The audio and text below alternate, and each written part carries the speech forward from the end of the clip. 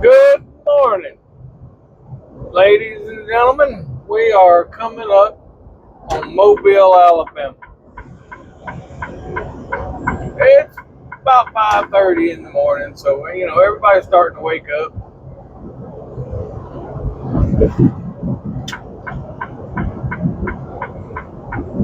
Hopefully, it'll be a smooth ride going through town. All right, so I told y'all there's some things that are changing. I'm gonna go ahead and release today what's happening, what's going on, what's the big problem, what's the big reveal, what's going on there, brother. I'm going to start off with a word of advice to everyone that is listening. First and foremost, when you choose a career to take you to your golden ages, do not choose one that requires a yearly or biannual physical, especially if said career is an unhealthy one. Henceforth, that's why they require a physical. That being said, I am hanging up my keys. I'm being pushed out of the industry because of my physical. I have diabetes, and the sugar levels are getting to a point where I will not receive my medical card.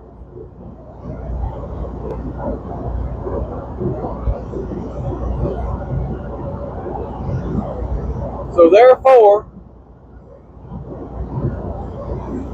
I will be turning in my lease truck that I've had for a year,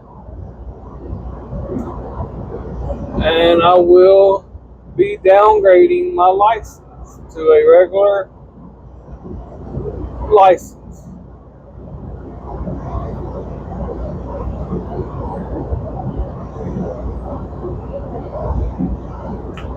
And I'm going to go back and work the 9 to 5.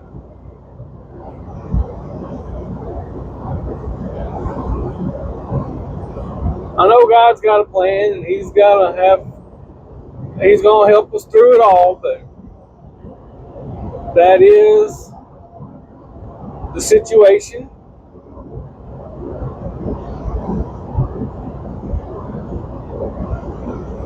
that we are faced with. Over the last couple years, it's been, I've had to cram for the tests, but I've been cramming, and my numbers are not going where they need to go. I've worked really hard, 25 years worth of driving, probably a little over 2 million miles. Actually, I've been driving for probably 32 commercially. But in the semi-truck world, started when I was 21 and now I'm 47. So 26. But if you include everything, I'm probably closer to 3 million miles. I've seen the good days, I've seen the bad days. I've had my truck bent. I've seen things that you can't wash out of your brain. They don't tell you a lot about that kind of stuff when you go into this industry, but you will see things that rival what some people see in combat. I have pulled people out of upside down vehicles. I've had them wreck right in front of me. I've seen motorcycles go under big trucks. Over the course of time, you see a lot of traumatic stuff. I have missed a lot at home.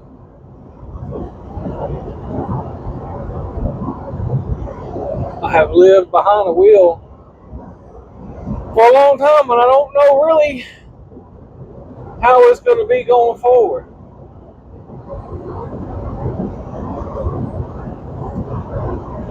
I know I have hopes and dreams and things and schemes, and I'm going to do my best, and I'm going to make my best out of it. But still, I mean, it's nerve-wracking. I ain't scared, but it's nerve-wracking because as a man, it's my job to provide for my family, to be their rock. But as you grow older, sometimes, your health can get out of hand. And that's what's happened.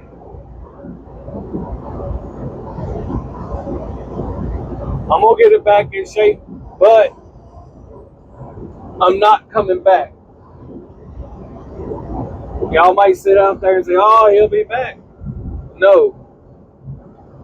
Because this is literally a matter of life or death.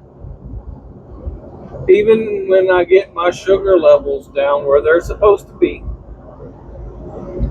I am finished with this lifestyle. The average lifespan of a truck driver is 60. I don't want to die young. If the Lord allows this world to keep going, I don't want to die young. I want to fight and live through it for as long as I can for a lot of reasons, but the most important one is to spread the word of the Lord Jesus Christ to everybody I can and provide and love my family for as long and as well as I can. So, therefore, this is it. I'm hanging up my keys permanent. No more big city driving. I will be staying in small town Mississippi, and the rest of it, we won't be worried about no more. So when you choose a job going in the future, I highly recommend you pick one that is not horrible on your body, that is not reliant on a physical card. And if you do, don't take it for granted. Stay on top of it.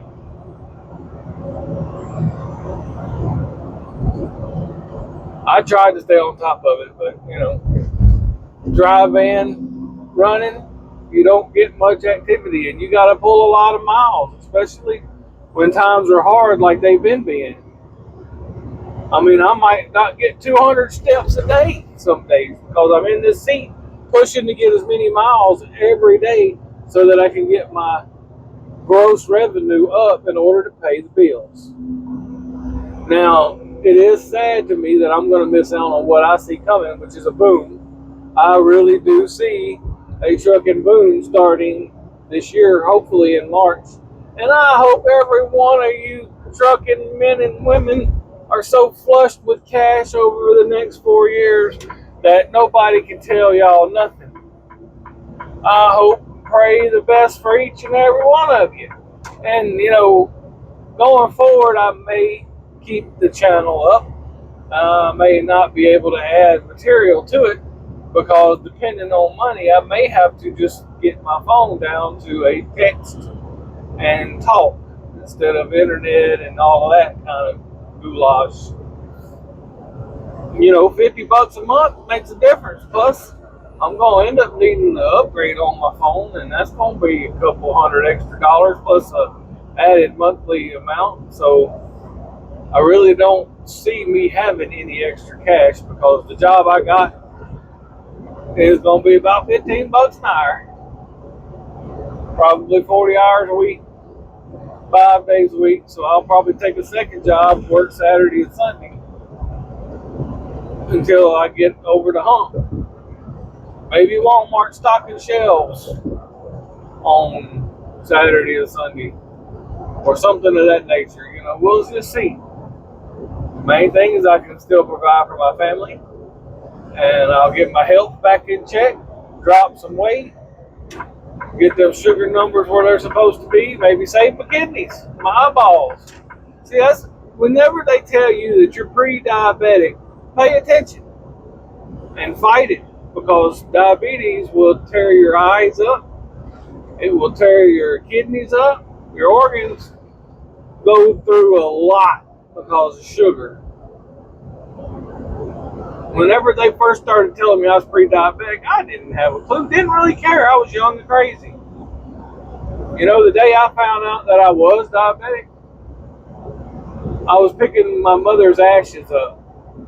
I was on the way to get my mama's ashes. We had been fighting for her for 2 years. She passed. And that was the 2 years after my brother passed. So 2012, my brother passed on June 11th. And then we fought for 2 years to try to keep my mama alive after that. Her COPD and diabetes and everything, it slowly brought her down, because once my brother died, she lost her spunk. So on the way to get her ashes from Meadville, Mississippi, I had to go through for my medical card, and lo and behold, they took my A1C and they said, you're diabetic, man. You got some work to do. They gave me a 90-day card, and I had to go to a doctor and get everything in line. And still, I didn't take it serious. As long as I got my card, I thought I was good,